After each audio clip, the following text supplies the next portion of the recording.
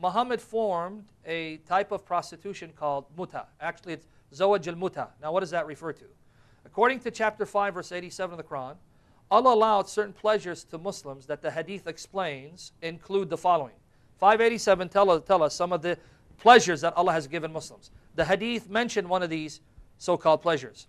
Muhammad allowed his companions to contract what he called temporary marriage, where they would meet a woman and tell her, look, I want to marry you for a period of time, 3 days, 2 days, even an hour, and I'm going to give you a sum of money, and when the time has expired, when the time is up, I'll divorce you. Do you accept?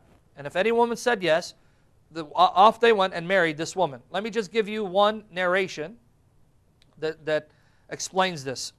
Sahih Bukhari, volume 6, book 60, number 139. Sahih Bukhari, volume 6, book 60, number 139. Narrated Abdullah, we used to participate in the holy wars carried on by the Prophet, and we had no women, no wives with us. So he said to the Prophet, shall we castrate ourselves? They were burning with sexual desire, and they asked, should we castrate ourselves? But the Prophet forbade us to do that. Instead, he allowed us to marry women temporarily by giving her even a garment, and then he recited, chapter 5, verse 87, O you who believe, do not make unlawful the good things, the pleasurable things, which Allah has made lawful for you. So what was Muhammad's solution? Instead of saying, pray to Allah for the power of the Holy Spirit, pray to Allah to give you the strength to overcome your sexual desires. No, don't castrate yourself. Go into the city, ask the local woman, can I marry you for a garment? And I'll marry you for 3 days, and once it's done, I'll divorce you. Sure!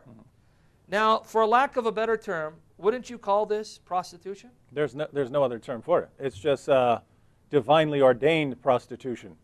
So if you have captives, you can rape your female captives. If you don't have captives because you haven't finished the battle yet, well, you can just go get a couple of women to agree to temporary marriage. We'll marry each other for an hour or a day or something like that. What's sad is, as we've pointed out before, these teachings have practical consequences. And this is still going on. I've posted on my blog that this is still going on in Egypt. This is going on in Syria. This is going on among Syrian refugees, where their husbands are going out waging jihad. Women are at home with their daughters. They can't even feed themselves, and they're selling their daughters to wealthy Saudis for temporary marriage, Mut'ah.